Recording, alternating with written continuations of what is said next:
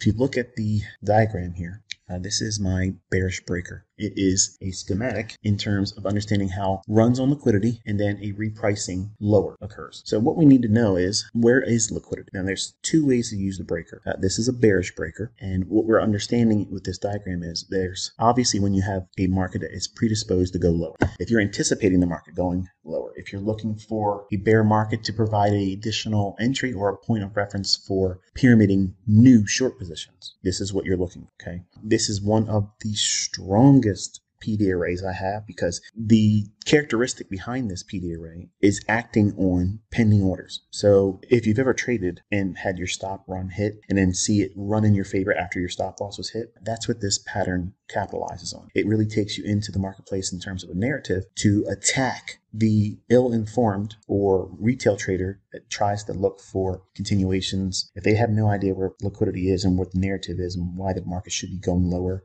they get many times trapped by this move. They will be caught being a buyer of a breakout above a short-term high, and then it only goes up to a higher time frame buy-side liquidity where the actual reversal occurs. There's two stages of liquidity for the highest form of precision with my breaker. You'll always have the short-term buy-side liquidity above the short-term high, but it's going to want to reach into a higher time frame buy-side liquidity, and then you're waiting to see if it runs away from that. And then inside of this price leg from A to B, that right there is what you're looking for targeting. So this A to B leg, we're ignoring all of this. This is market protraction. Okay, this is the manipulation. So with this out of the equation, okay, think of this as time distortion. It's running from the low to the high to get that liquidity. But once it does that, ignore it for a second, because this is not the 2022 model. 2022 is something entirely different where you would use this price leg. Oh, you're confusing me, ICT. I understand. If you watch the videos, there's two different approaches being used, okay? We're using the price leg from A to B. Once this market creates this run here and starts to drop down, if I trust that I'm on side, that means I'm bearish. Okay, I'm expecting lower prices. I'm already going short when it runs above the buy side. It may not be my biggest position. I might scale in a larger portion. I'll give you an example. The model I've been showing you with trading ES is I'll go in and trade 6 contracts first, and then I'll add 3, and then I'll add 1 for a 10 lot position. So I'm scaling in.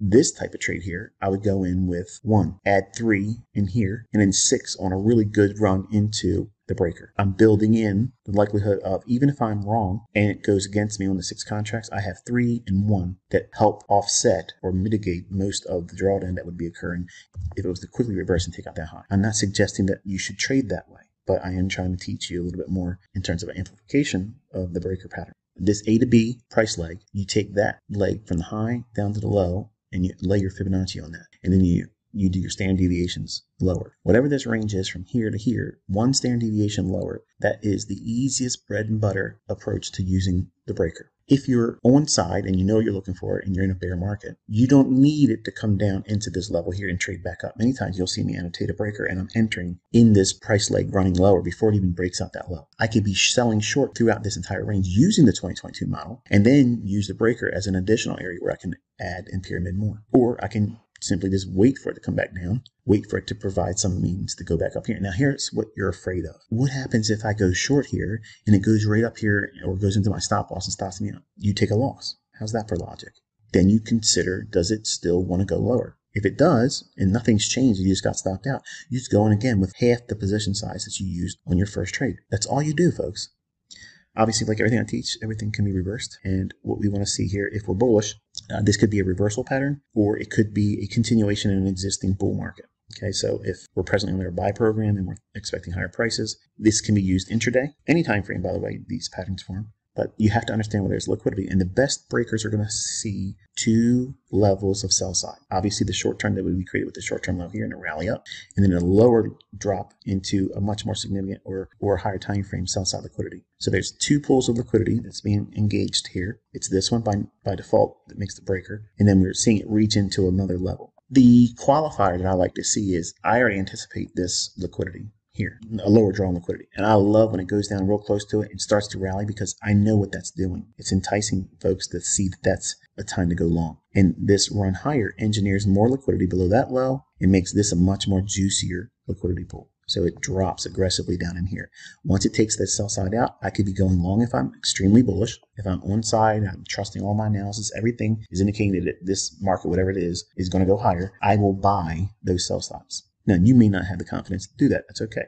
You can treat this price run here. You can use the model 2022 to enter in that. Any fair value gap in here that forms, you can anticipate that run. Or use the rules that takes out this high here. Any retracement back then later into that price run, that would be your 2022 real rules. But I can be entering in this without any need to take out that high yet. But once it gets down here, my eye goes right to that leg from A to B. And I run standard deviations off of that. And the easiest bread and butter setup would be is using the low to the high, being long in here or somewhere in here with a fair value gap or institutional order flow entry drill or inversion fair value gap, something in this leg here, there would be a fair value gap, retreat it back above it, find some support, target here, and then 2 legs of this run. So in other words, whatever this low is to this high, add it to this high up. So that would be 1 standard deviation of this price range, A to B. That is the easiest bread and butter setup. You can literally carve out an income career just with that. Little ICT is going to teach you how to take this information and supercharge it. If you understand where the market's going to go on a higher time frame, if you're utilizing something like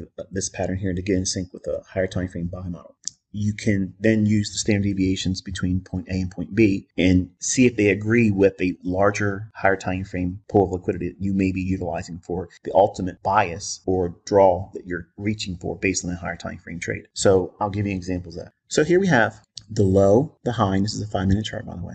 Low, high, lower low. So this is a breaker. Inside of this price leg from A to B, remember we're bullish, we're looking for the run from this low to high to do our standard deviations. I've already went through the idea of buying it here because we can be buying inside this leg right there. We don't need to see this high broken and trade it back to as support. That is one way of using a break. But when you understand where the market's likely to go, you can trade in this run before it happens. But this low to high to lower low, if you take that A to B leg, you're ignoring this as a run on liquidity. So all of this is time distortion. This drop down is both manipulation and time distortion. You are getting knocked out if you're long and using this as a stop loss. The market comes back down, reprices to that level, does the dirty work of knocking those traders that have a sell stop below here on their long that were maybe briefly profitable, and then drops down, goes against them, stops them out. If you did take a trade like that and you get stopped out, you wait for this type of scenario here where it creates an imbalance. Once it does that, you can be a buyer right there. And trust that we've already did a stop run with this run here below that low. But A to B price leg, you use that for your standard deviations. From here to here, you start running scenarios where you have a standard deviation of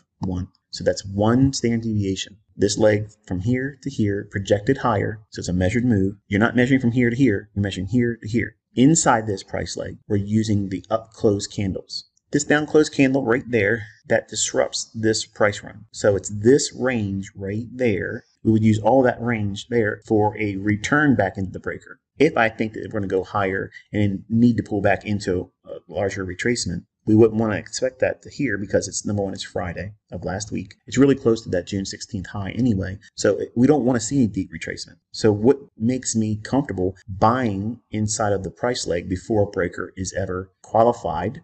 Because I understand that I'm on side. Everything is indicating that it wants to run to a pool of liquidity or inefficiency above the marketplace. And I'm including the idea that we're on Friday. So the market's going to be in a hurry to get to that liquidity and draw maybe up into that weekly volume imbalance. So we have 2 real strong factors acting like a magnet, a draw on liquidity, pulling price up.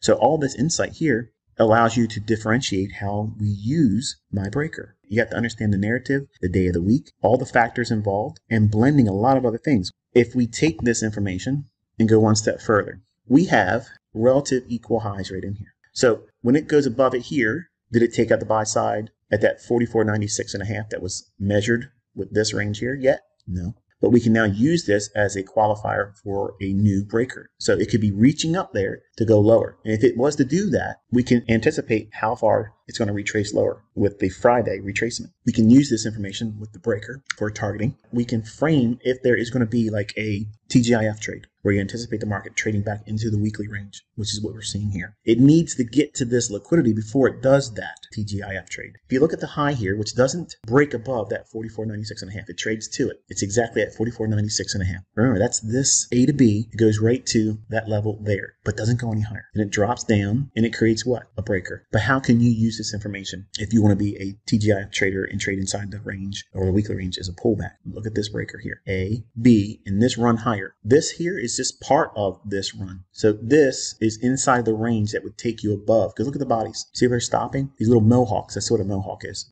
The bodies are saying that, okay, we're not done. It's going to reach higher. Why? Because this standard deviation of 44.96.5 was just simply confirmed one more time with the bodies. That means it's going to go higher. So we would still use this high to that low. Watch what happens. A to B. Why not this one? This one's the same one as this. Look at that low. It's the same low I'm showing you here. But what I'm doing is I'm ignoring this high here because it's unfinished. It's going to run higher. It's either going to go to the weekly volume imbalance or run out that high. I don't need to know what that is yet because the A to B leg is already there. This one didn't go lower, but now watch what happens. 2 standard deviations inside this inefficiency, inside of the breaker. Okay, we're looking at a 1-minute chart. Okay, so now we can see how we're utilizing the upper portion of the breaker here. You zero in on the change in the state of delivery, that last candle right there. Inside that last candle, I can be a buyer anywhere in here. I can use that order block. See this down close candle right there? It's inside of this breaker. It's the last up close candle when we're in the lowest time frame. So you want to strip it down into the range. Remember, we showed this entire run here on the 5-minute chart. But for fine tuning your entry, it's the last up close candle prior to the lower run to there. When it's trading in that range, if I have something else inside of this little pocket of price action, if we look at the high and the low, if we measure that range, okay, and there's gradients to that. Upper quarter, 50% or mean threshold, because it's an order block theory. Breakers are order blocks. And then the low and the lower quarter. Midpoint or mean threshold is 4484.50. Now, if the algorithm is going to allow price to be utilized there to go long, what price does this market need to price to get 4484.50? It needs to at least print 4484.25. Inside of this consolidation, it rallies above it and drops back down. What's the low of that candle right there? 4484.25. That allows the spread to not be a hindrance for smart money to go long there. Even if you don't take that as a trade, does the market show a willingness to want to move away from that? Yes, that's a signature. I'm watching that. I'm seeing price do that. I want to see these types of things come into the marketplace to support the idea that we're going to continuously grind towards that buy-side liquidity and maybe reach up into that weekly volume imbalance. Once we're inside order flow, we have inefficiencies. We've seen the long here, and then we're seeing an inefficiency here, but we're bullish. So we're not looking at this as the trade up into here and then sell off. Look closely. Do you see this low, high, lower low? Remember, I'm long in here. I'm buying all that. What am I utilizing? Look at those levels. Look at them. What am I buying? Consequent encroachment of that 5-minute fair value gap. It's defined by this level and that level. Then I'm buying what? Consequent encroachment of the inversion fair value gap, which is this level here. I expect this to be support and find a point of accumulation to send it higher, to attack buy-sell liquidity and draw up into the high on the 16th of June, 2023. So I'm using these reference points like rungs on a ladder, okay? Or think of it like a mountain climber. Okay, where they're going to reach and grab and hold onto that rock face and pull themselves up higher. Well, I'm looking for all these areas as price presents them. So when price was down here, that fair value gap was already there. So I'm accumulating long positions here, right in the middle of it, which is consequent encroachment of the 5-minute fair value gap, which is these 2 blue lines. That gap was already there on the 1-minute chart. I want to see it trade up there. Look at the body, respecting it. See it? It's staying inside of that gap. Then it comes back down. I'm buying it when it's in the midpoint of it, right there. I'm buying it there. And then I'm buying the low end range of it there. So I'm accumulating and pyramiding with logic. But now because we can see this low, high, lower low, that's a breaker. I'm utilizing all that framework. I'm going inside this price leg with the support of this idea as a breaker. Because this is an A to B, and this is all distortion and manipulation, I'm using that as the entry point. But I'm going back into this little short-term price leg right here. Low to high, okay? Now watch. All of this is occurring, by the way, in the 1150 to 1210 macro. Okay, it's a specific sweep period of time where the algorithm will start spooling, reaching for liquidity. But this leg here, that's the A to B on that breaker. If we take that and we know that that buy side liquidity is on June 16th, 2023 high, the daily candle, it's drawing up into that and maybe even as much as the weekly volume imbalance. So we have this range right here, but now we have 3 standard deviations, 4 standard deviations, 5 standard deviations, 6, 7.5. Where does 7.5? Now, if I show you 6.5, that's right at that old high. You see that? 4493.75. That right there tells me that will definitely reach for that liquidity. Remember, 4493.75 is the high of June 16, 2023. What I'm doing is I'm showing you how to take the levels here for standard deviation, and when they agree with a range of liquidity, what do I mean by that? If we look at how the negative 6.5 standard deviation comes in at the daily high at June 16th. We have an expectation that the market will reach up into the liquidity above this high at 4493.75 to this range up here, which is the weekly volume imbalance. So in that range right there, okay, if we take that range and use all the breakers or any standard deviation idea or approach to look for targeting, you want to see a confluence of levels anywhere in that range. So if we anticipate 4496.50, which is based on that A to B price leg here to here, that's where we got that from. So we have that level, then we have 4495.75, and in one, qualifying and confirming that the high on the 16th of June 2023, that is in fact going to be reached for. How far above that level? Well, 4495.75 is a good level, and 4496.5 is a good level. So any one of those two price levels is a good price point to exit.